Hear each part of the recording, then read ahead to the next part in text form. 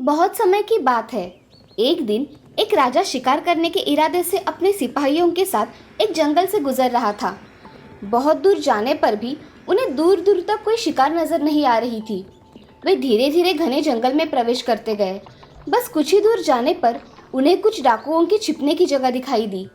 जैसे ही वो लोग उनके पास पहुंचे कि पास के पेड़ पर बैठा एक तोता बोलने लगा, एक राजा आ रहा है, उसको पकड़ो पकड़ो, इसके पास बहुत सारा सामान है, लूटो लूटो, जल्दी आओ जल्दी आओ।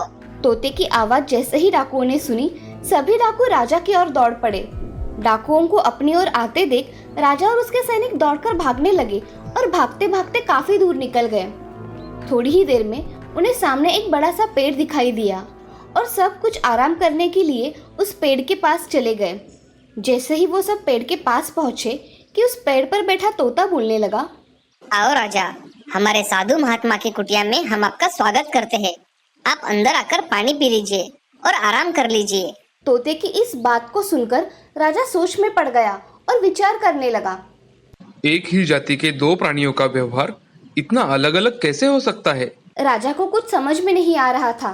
राजा तोते की बात मानकर अंदर साधु की कुटिया में चले गए और साधु महात्मा को प्रणाम कर उनके पास बैठ गए और अपनी सारी कहानी सुनाई और फिर धीरे से पूछा, ऋषिवर, इन दोनों तोतों के व्यवहार में आखिर इतना अंतर क्यों है? साधु महात्मा ने आराम से सारी बात सुनी और बोले, ये कुछ नहीं राजन, बस संगति का असर है। डाकुओं के साथ रहकर तोता भी डाकुओं की तरह बन गया है और उनकी ही भाषा बोलने लगा है। मतलब जो जैसे वातावरण में रहता है वो वैसा ही बन जाता है। कहने का अर्थ है कि मूर्ख लोग भी बुद्धिमानों के साथ रहकर बुद्धिमान बन जाते हैं, और अगर बुद्धिमान भी मूर्खों के संगत में है तो उसके अंदर भी मूर्खता भर जाती है। देखा दोस्तों, इसीलिए हमें संगति हमेशा सोच समझ कर करनी चाहिए। सोलापुर नाम के गांव में एक हरिया नाम का आदमी रहा करता था। उसकी चाय की दुकान थी। हरिया की पत्नी शीला घर के सारे काम किया करती थी। शीला को जानवी नाम की एक लड़की थी। वो बहुत होशियार थी। वह अपने घर बहुत खुश थी। एक दिन शीला बाजार जाने लगी तभी, जानवी, मैं बाजार जाकर आती हूँ, तुम घर पर ही रहना। हाँ माँ, मैं घर पर ही रहूंगी। मुझे बाजार में थोड़ा सा काम है तो तुम खाना खा लेना। ठीक है माँ, मैं खाना खा लूंगी। ठीक है मेरी बच्ची। ऐसा कहकर शीला बाजार जाने के लिए निकल जाती है। बाजार में जाते ही शीला का एक्सीडेंट हो जाता है। ट्रक के सामने आने की वजह से सर के ऊपर शीला को गहरी चोट आई थी। शीला की वही मौत हो जाती है। ये देख वहाँ खड़े सभी लोग दुखी हो जाते हैं। ये बात हरिया को पता चलती है। हरिया भागते हुए वहाँ आता है और अपनी पत्नी शीला को वहाँ मूर्छित पड़ा देख, क्या हुआ है इसे? ये बोल क्यों नहीं रही? उठो शीला, उठो। हरिया शीला को गले लगाकर जोर जोर से रोने लगता है। पड़ोसी और बाकी के लोग हरिया को सहानुभूति दिलाते हैं और शीला का अंतिम संस्कार कर देते हैं। ये देख जानवी को कुछ समझ नहीं आता। जानवी अपने पिताजी से, पिताजी, मेरी माँ कहाँ चली गई? मुझे उसकी बहुत याद आती है। हरिया फूट फूट के रोते हुए अपनी बेटी जानवी से, अब तुम्हारी माँ कभी भी वापस नहीं आएगी बेटी। तुम्हारी माँ भगवान के पास चली गई। हरिया जानवी को गले लगा लेता है। जानवी भी चुपचाप बैठ जाती है। ऐसे ही कुछ दिन बीत जाते हैं। जानवी हर रोज अपनी माँ की याद किया करती थी। ये देख हरिया बहुत उदास हो जाता था। जानवी को अपनी माँ की याद ना आए और वो अपनी जिंदगी खुशी खुशी बिताए, इसीलिए हरिया दूसरी शादी कर लेता है। हरिया के दूसरे पत्नी का नाम सुमति था। उसे भी एक बेटी थी जिसका नाम राधा था। वो बहुत ही घमंडी थी। वो हमेशा अपने मन के किया करती थी। सुमति सौतेली माँ होने के बावजूद दोनों बच्चों को एक जैसा प्यार किया करती थी। जानवी और राधा में कोई भी भेदभाव नहीं करती थी। एक दिन हरिया सुमति से, सुमति, कल हमें जल्द ही मंदिर में जाना है। कल मंदिर में भव्य पूजा का आयोजन किया है। ठीक है जी, मैं सुबह जल्दी ही तैयारी करके रखूंगी। और हाँ, जानवी और राधा को भी साथ में ले लेना। सभी साथ में ही चलेंगे। जी। ऐसा कहकर हरिया काम करने के लिए चला जाता है। आज सुमति राधा को घर की साफ सफाई का काम बताती है और जानवी को बाजार जाकर कुछ सामान लाने के लिए कहती है। ये देख राधा मन में, इस जानवी की बच्ची को माँ बिना बाहर के काम बताती है और मुझे घर के। आने दो इसे, अच्छे से मजा चखाऊंगी। ऐसा कहकर राधा घर की साफ सफाई करने लगती है। थोड़ी ही देर बाद जानवी बाजार से सामान लेकर आती है। सुमति ने जो कुछ भी सामान जानवी को लाने के लिए कहा था वो वैसे ही सामान लेकर आई थी। ये देख सुमति जानवी पर बहुत खुश हो जाती है और उसका बहुत लाड़ प्यार करती है। अगले दिन हरिया, सुमति और बच्चियां जल्दी उठकर तैयार हो जाती है और मंदिर जाने के लिए निकलती है। चलो सुमति, और कितनी देर है? चलिए, हो गया। प्रसाद ले रही थी थोड़ा सा। घर के सभी सदस्य अब मंदिर की ओर चले जाते हैं। मंदिर में आज भव्य पूजा का आयोजन किया गया था। हरिया और सुमति अपने बच्चियों के साथ सीढ़ियां चढ़ ही रहे थे, तभी राधा भीड़ का फायदा उठाकर अपना पैर जानवी के पैर को लगाती है और उसे गिरा देती है। जानवी जोर से मंदिर की सीढ़ियों पर गिर जाती है और उसके पैर को चोट आ जाती है। जानवी जोर जोर से रोने लगती है। राधा मन ही मन बहुत ज्यादा उछल रही थी, अब देखो कैसा हाल किया।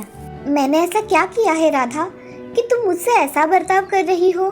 तू इस घर में सिर्फ नौकरानी है, मैंने बताए हुए काम किया कर, समझी? ये सुन जानवी को बड़ा दुख हुआ। वो चुपचाप मंदिर में चली जाती है। उसे समझ में ही नहीं आ रहा था कि अचानक राधा को क्या हो गया। दिन ब दिन राधा की ईर्ष्या बढ़ रही थी। एक दिन जानवी घर को पोछा लगा रही थी। सुमति कुछ काम से बाहर गई हुई थी। ये देख राधा किचन में जाकर थोड़ा सा तेल लेकर आती है और नीचे फर्श पर गिरा देती है। जानवी फर्श साफ करते करते वहां आ जाती है। उसका पैर तेल पर से फिसल जाता है और जानवी नीचे गिर जाती है। जानवी के सर को चोट आती है। ये देख राधा जानवी से, अरे रे जानवी, नीचे देखकर काम किया करो, इधर उधर देखकर काम मत किया करो। मैं तो फर्श साफ कर रही थी राधा, मेरा पैर कैसे फिसल गया मुझे पता ही नहीं चला। अब जल्दी जल्दी काम कर लो, वरना दूसरे काम करने में देरी हो जाएगी। हाँ राधा, अभी करती हूँ। जानवी अपना काम करने लगती है। तभी राधा जानवी से, जानवी, तुम्हें ये गणित आता है क्या? मुझे ये आ ही नहीं रहा है। जानवी वो गणित देखती है और राधा से, नहीं राधा, मुझे भी ये गणित नहीं आता। अब ये मेरा होमवर्क कैसे पूरा होगा? मुझे तो घर के सारे काम भी करने हैं, कैसे होगा इतना सब? राधा, तुम होमवर्क करो, मैं तुम्हारे काम कर देती हूँ। अगर तुम मेरा काम करोगी तो मेरा होमवर्क भी पूरा हो जाएगा। जानवी राधा के हिस्से के सारे काम कर लेती है और खुद भी पढ़ाई करने बैठ जाती है। थोड़ी ही देर बाद सुमति जानवी को आवाज़ देती है। जानवी अपनी माँ से, माँ, तुमने मुझे आवाज़ दी? हाँ बेटा जानवी, मैं कुछ काम के सिलसिले में गाँव जा रही हूँ। तुम राधा के साथ घर पर ही रहना, ठीक है? दोनों का खाना बना के रखा है, खाना खा लेना। हाँ माँ, लेकिन आप गांव से जल्दी आ जाना। हाँ बेटा, मैं गांव से जल्दी वापस आ जाऊंगी। ऐसा कहकर सुमति अपने पति हरिया के साथ गांव चली जाती है। अब घर में राधा और जानवी दोनों ही थे। तभी राधा जानवी को बुलाती है। जानवी, तुम खाने में क्या बना रही हो? माँ ने खाना बना के रखा है राधा, वही हम दोनों को खाना है। अच्छा ठीक है, मुझे नहाना है, जरा पानी गर्म करके तो लाना। ठीक है राधा, मैं अभी गर्म पानी रख देती हूँ। जानवी किचन में जाकर गैस पर पानी रख देती है। तभी थोड़ी देर बाद राधा वहाँ आकर देखती है और जानवी से, ये पानी गर्म है जानवी? हाँ राधा, ये पानी तो कितना गर्म है। इसमें से तो भाप भी नहीं निकल रही है। नहीं राधा, सच में पानी बहुत गर्म है। खुद ही देख लो, आओ तो जरा। राधा जानवी का हाथ पकड़कर गर्म पानी में डालती है। जानवी बहुत जोर जोर से चिल्लाने लगती है, फिर भी राधा उसका हाथ नहीं छोड़ती। राधा, मेरा हाथ छोड़ो, मुझे बहुत दर्द हो रहा है, पानी बहुत गर्म है। पानी तो बिल्कुल भी गर्म नहीं है। चलो अब ये पानी अच्छी तरह से गर्म करके लाना। ठीक है राधा। जानवी बहुत रो रही थी। उसका हाथ गर्म पानी की वजह से पूरा लाल हो गया था। उसके हाथ में जलन हो रही थी, फिर भी वह काम कर रही थी। राधा उसे इतनी तकलीफ दे रही थी, फिर भी सुमति को उसने कुछ भी नहीं बताया था। अगले दिन सुमति घर आ जाती है। जानवी का हाथ लाल हुआ देख सुमति जानवी से, ये तुम्हारे हाथ को क्या हुआ बेटा? इतना लाल क्यों दिखाई दे रहा है? माँ, वो सच सच बताओ जानवी, क्या हुआ है? ये सुन जानवी की आंखें भर आई। माँ, मैं राधा को पानी गर्म करके दे रही थी, तभी वो पानी गलती से मेरे हाथ पर गिर गया और मेरा हाथ जल गया। सुमति उसके हाथ को मलहम लगा देती है और सुमति जानवी से, जानवी खुद का थोड़ा ध्यान रखा करो बेटा, अब जाओ आराम करो। जानवी आराम कर रही थी तो आज सारे ही काम राधा को करने पड़े। काम करके वो स्कूल चली गई। राधा मन ही मन, अच्छा हुआ जानवी ने आज मेरा नाम नहीं बताया, नहीं तो माँ तो आज मुझसे बहुत गुस्सा हो जाती। सोचते हुए राधा स्कूल चली जाती है। उसका पूरा दिन ऐसे ही चला जाता है। अगले दिन राधा और जानवी स्कूल जाने के लिए निकलते हैं। राधा आगे चल रही थी, उसके पीछे जानवी चल रही थी। राधा अपने ख्यालों में रास्ते पर चल रही थी। उसके सामने बड़ा ट्रक आ रहा है, ये भी राधा को दिखाई नहीं दिया। जानवी बहुत जोर से राधा को आवाज़ लगाती है, राधा, राधा। जानवी जोर से चिल्लाती है। राधा को जानवी की आवाज़ नहीं सुनाई देती।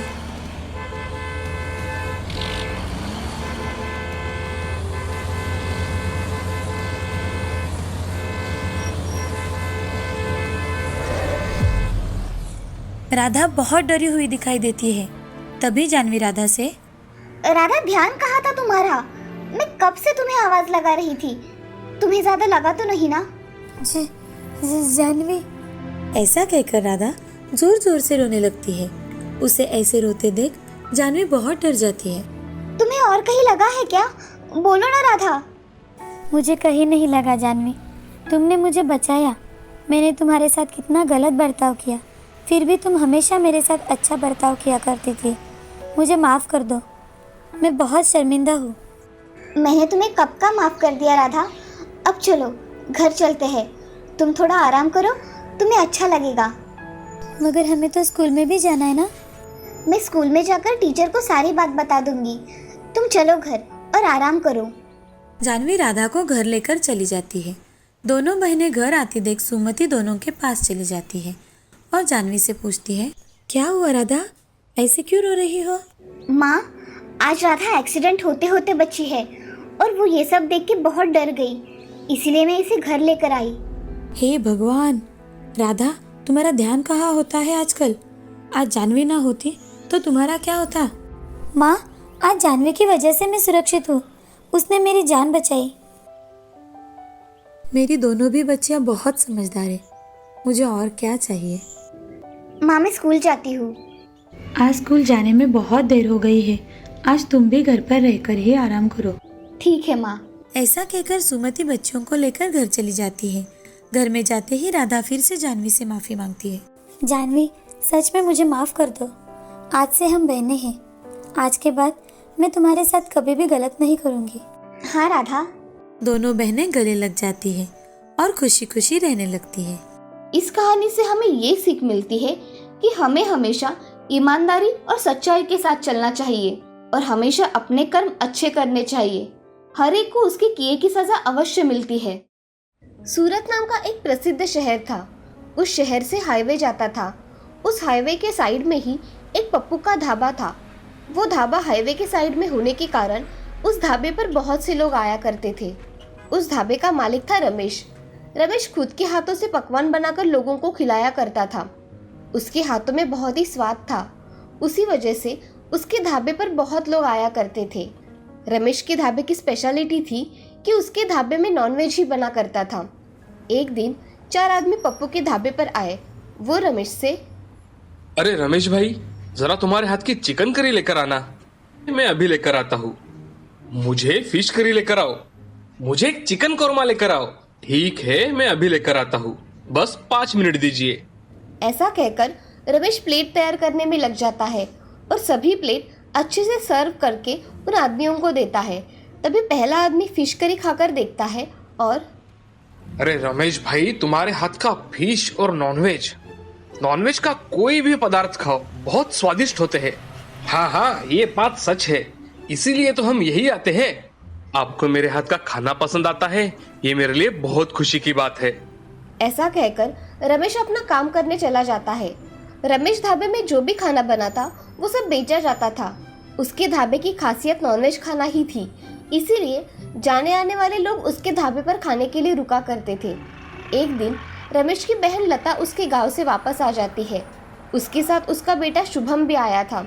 लता रमेश से मिलने पप्पू के ढाबे पर आती है। तभी लता रमेश से, रमेश भैया। रमेश ने उसकी ओर देखा तो रमेश, अरे लता, तुम यहाँ इतने दिनों बाद आई हो और घर पर नहीं आई। यहाँ ढाबे पर क्यों आई हो लता तुम? भैया आपको तो पता है कि ये गुजर जाने के बाद मेरे घर के हालात कितने खराब हो गए। शुभम को पढ़ाने तक के लिए पैसे नहीं है मेरे पास और घर में खाने के लाले पड़ गए हैं। अगर आप मुझे काम पर रख ले तो मेरा घर ठीक तरह से चलेगा। लता, तुम मेरे घर पे रहो ना, तुम्हें किसने नहीं बोला है? नहीं भैया, मैं अब खुद कमाना चाहती हूँ जिससे शुभम को कोई कुछ ना कहे और उसकी पढ़ाई भी अच्छी तरह से हो पाए। ठीक है, तुम्हारी ऐसी ही इच्छा है तो यही सही, मगर यहाँ इस ढाबे पर कोई काम नहीं है। मैं आपके ढाबे पर झाड़ू पोछा करूँगी, आपकी खाना बनाने में मदद करूँगी और बाकी के काम जो भी बच जाएंगे वो कर लूँगी। रमेश थोड़ा मन में सोचता है और लता से, ठीक है, तुम साफ सफाई और ढाबे का कुछ और काम भी कर लेना, इसकी वजह से मैं तुम्हें तनख्वाह भी दे पाऊंगा। ठीक है भैया। लता वहाँ से शुभम को लेकर चली जाती है। अगले दिन शुभम के साथ लता ढाबे पर सुबह ही आ जाती है। वो ढाबे की झाड़ू मारकर साफ सफाई करती है और थोड़ी टेबल की भी साफ सफाई कर लेती है। तभी वहाँ रमेश आ जाता है और लता को चपाती बनाने के लिए कहता है। लता तुरंत ही चपाती बनाने का आटा गूंथती है और अच्छी तरह से चपाती बनाती है। वो चपाती बना ही रही थी तभी वहाँ रंगा राघव आ जाते हैं। वो रमेश से, अरे ओ रमेश भाई, मुझे तुम्हारे हाथ की स्पेशल चिकन बिरयानी देना जरा। अभी लाता हूँ। और कुछ चाहिए आपको? मुझे एक मटन कबाब देना। जी, अभी लाया। ऐसा कहकर रमेश ढाबे में जाकर उन्होंने दिए हुए डिश की ऑर्डर रेडी करता है और शुभम के हाथ में कुछ प्लेट भिजवाता है और बाकी के प्लेट्स खुद लेकर आता है। तभी रंगा बिरयानी खाकर रमेश से, रमेश भाई, बिरयानी तो बहुत अच्छी बनाई है, इसका स्वाद मुझे बहुत अच्छा लगता है। रमेश उसकी बात पर हंसता है और अपना काम करने चला जाता है। लता शुभम के साथ ढाबे का सब काम खत्म करके शाम के समय उसके भाई से, भैया मैं सोच रही हूँ कि मैं यहीं रह लूँगी, इससे मुझे रोज़ का आना जाना नहीं करना पड़ेगा और यहाँ कोई खतरा भी नहीं है। ठीक है, जैसा तुम्हें ठीक लगे। ऐसा कहकर रमेश घर चला जाता है। अगले दिन लता सुबह उठकर अपना काम करके ढाबे का काम कर रही थी। तभी एक मनोज नाम का आदमी ढाबे पर आकर, रमेश कहाँ है? भैया अंदर है, मैं अभी उनको बुलाती हूँ। ऐसा कहकर लता रमेश को आवाज़ देती है। तभी रमेश बाहर आकर देखता है तो मनोज होता है। आओ ना मनोज, इतनी सुबह सुबह कैसे आना हुआ? अरे रमेश भाई, मैं 2 दिन तक चिकन और मटन का सप्लाई नहीं कर पाऊंगा। शहर में किसी कारण कल से 2 दिन तक बंद है, इसलिए तुम मेरे भरोसे मत बैठना, यही बताने के लिए आया था मैं। मनोज, अब मैं 2 दिन तक लोगों को क्या दूंगा? मुझे तो मेरा ढाबा बंद ही रखना पड़ेगा। अरे रमेश भाई, तुम्हें पता हो इसलिए मैंने बताया, अब मैं चलता हूँ। ऐसा कहकर मनोज वहाँ से चला जाता है। तभी रमेश के पास लता आकर पूछती है, भैया क्या हुआ? वो आदमी क्या कह रहा था? वो आदमी कह रहा था कि 2 दिन तक नॉनवेज नहीं मिलेगा। शहर में बंद होने के कारण मुझे चिकन मटन कुछ भी नहीं मिलेगा और इस ढाबे में चिकन मटन के सिवा कुछ बनता ही नहीं। मुझे लगता है कि मैं 2 दिन तक ढाबा बंद ही रखूं। इसमें तो बहुत नुकसान होगा भैया। हाँ, मगर इसमें हम कर क्या सकते हैं? भैया मैं पनीर के पकवान बहुत अच्छी तरह से बनाती हूँ, तो हम 2 दिन तक पनीर के पकवान बनाकर बेचेंगे तो? लता, नॉनवेज खाने वाले लोग पनीर कहाँ खाएंगे? भैया वैसे भी ढाबा 2 दिन तक बंद ही रहने वाला है, तो इससे अच्छा मैं पनीर के पकवान बनाकर बेचूं। ठीक है, तुम इतना कह ही रही हो तो कल से 2 दिन तक तुम ही खाना पकाना, मैं बस यहाँ आऊँगा। ठीक है भैया। ऐसा कहकर रमेश घर चला जाता है। तभी दूसरे दिन सुबह लता उठकर पनीर के सारे पकवान बनाना शुरू कर देती है। पनीर बिरयानी, पनीर टिक्का, पनीर कीमा, पनीर करी, ऐसे बहुत सारे व्यंजन उसने बनाए थे। तभी थोड़ी ही देर में 2 आदमी ढाबे पर खाना खाने आए। तभी सुहास रमेश से, अरे रमेश भाई, मुझे 1 प्लेट चिकन बिरयानी दो जरा। आज ढाबे पर कोई भी नॉनवेज नहीं बना है, पनीर बिरयानी है, आप चाहे तो मैं लेकर आता हूँ। ठीक है, लेकर आओ, मगर तुम्हारे हाथ के नॉनवेज का स्वाद बहुत अलग है भाई। सुहास भाई, मैं परसों तुम्हें नॉनवेज जरूर खिलाऊंगा, मगर ये 2 दिन तुम पनीर खा सकते हो। ठीक है, लेकर आओ, सबके लिए जो स्पेशल है वही लेकर आओ। ऐसा कहकर रमेश वहाँ से चला जाता है और पनीर के ढेर सारे पकवान लेकर आता है। एक आदमी पनीर की बिरयानी खाकर देखता है। रमेश, अरे पनीर बिरयानी तो बहुत अच्छी बनाई है। ऐसा स्वाद तो मैंने आज तक नहीं देखा। बहुत स्वादिष्ट है। हाँ रमेश, खाना सच में बहुत स्वादिष्ट है। ऐसा कहकर सभी लोग पनीर के पकवान खाने लगे। ऐसे ही 2 दिन बीत गए। पनीर के पकवान अच्छी तरह से बिके थे। ये देख रमेश और लता खुश थे। उसके अगले दिन रमेश अपने ढाबे पर नॉनवेज बना रहा था। तभी एक राजेश नाम का आदमी आता है। वो रमेश से, मुझे पनीर बिरयानी और पनीर करी चाहिए। अरे भाई, आज नॉनवेज बनाया है, आपको उसमें से क्या लाऊं? एक बार बोल दिया ना, मुझे पनीर बिरयानी और पनीर करी ही चाहिए। ये सुन रमेश को गुस्सा आया और वो राजेश से, अरे उस दिन नॉनवेज नहीं था इसलिए पनीर बनाया था। यहाँ हर रोज पनीर नहीं मिलेगा, समझे? तुम्हें दूसरा खाना चाहिए तो बताओ। ऐसा कहते ही राजेश रमेश से, मुझे पनीर बिरयानी ही खानी थी। मुझे अब तुम्हारे ढाबे का कुछ नहीं खाना, समझे? ऐसा कहकर राजेश वहां से चला जाता है। ये सब देख रमेश बहुत गुस्से में आ जाता है। रमेश के मन में लता के बनाए हुए पकवानों से ईर्ष्या होने लगती है। एक दिन लता रमेश से, भैया शुभम को सुबह से खांसी और तेज बुखार है, मुझे इसे अस्पताल में लेकर जाना है। आप मुझे कुछ पैसे दे दोगे इसे अस्पताल लेकर जाने के लिए? तुम यहाँ 2 वक्त का खाना खाती हो और यहाँ रहती हो, वो क्या मुफ्त में आता है क्या? भैया मैंने आपसे 2 महीने में 1 रुपया भी नहीं मांगा और आप ऐसा कह रहे हो? यहाँ खाना छत ऐसे ही नहीं मिलता। तुम मेरी बहन हो इसलिए मैं चुपचाप हूँ, नहीं तो धक्के मारकर इस ढाबे से बाहर निकाल दिया होता, समझी? भैया आप कुछ ज्यादा ही कह रहे हो। मैंने तो सिर्फ आपसे कुछ पैसे मांगे हैं और आप मुझे इतना कह रहे हो। तुम अभी के अभी मेरे ढाबे से निकल जाओ, मुझे कोई जरूरत नहीं है तुम्हारी।